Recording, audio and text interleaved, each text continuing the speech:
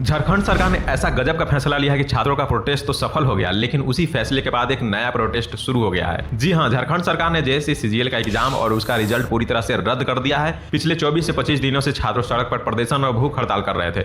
इन छात्रों का आरोप था कि पेपर लीक हुआ है और एग्जाम सिस्टम में बहुत बड़ी गड़बड़ी हुई है। पहले सरकार ने इन छात्रों को इग्नोर किया, लेकिन जब ज्यादा मामला बढ़ गया तो मुख्यमंत्री ने स्पेशल कैबिनेट मीटिंग बुलाई और एक झटके में परीक्षा को रद्द कर दिया। सिर्फ इतना ही नहीं, बल्कि black listed private company TDPL द्वारा 2014 से कराए गए भर्ती एग्जाम को भी रद्द कर दिया गया है। इस परीक्षा के आधार पर करीब 2000 बच्चों का सिलेक्शन पहले ही हो चुका था और उनकी नौकरी भी लग चुकी थी और वो अपनी सेवा भी दे रहे थे।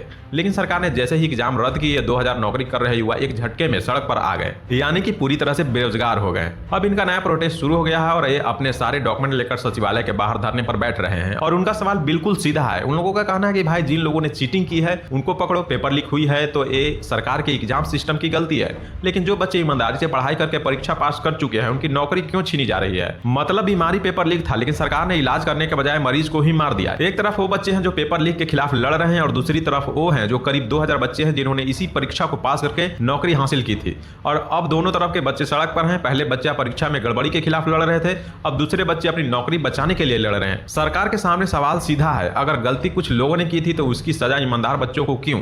क्योंकि पेपर लीक रोकना तो सरकार की जिम्मेदारी है और अगर सिस्टम में गड़बड़ी हुई तो दोषियों को पकड़ना चाहिए। लेकिन पूरी परीक्षा रद्द करके उन बच्चों का भविष्य भी खतरे में डाल दिया जिन्होंने ईमानदारी से मेहनत की थी। क्या यही न्याय है? दोस्तों, सरकार किसी के भी हो, बीजेपी का हो, कांग्रेस का हो या फिर आरजेडी की, उसमें पिस्ता छात्र और आम लोग ही हैं। तो दोस्तों, इस पर आप क्या सोचते हैं? कमेंट सेक्शन में जरूर बताइएगा और साथ में इस आईडी को फॉलो भी कर लीजिएगा और इस वीडियो को ज्यादा से ज्यादा शेयर करिएगा।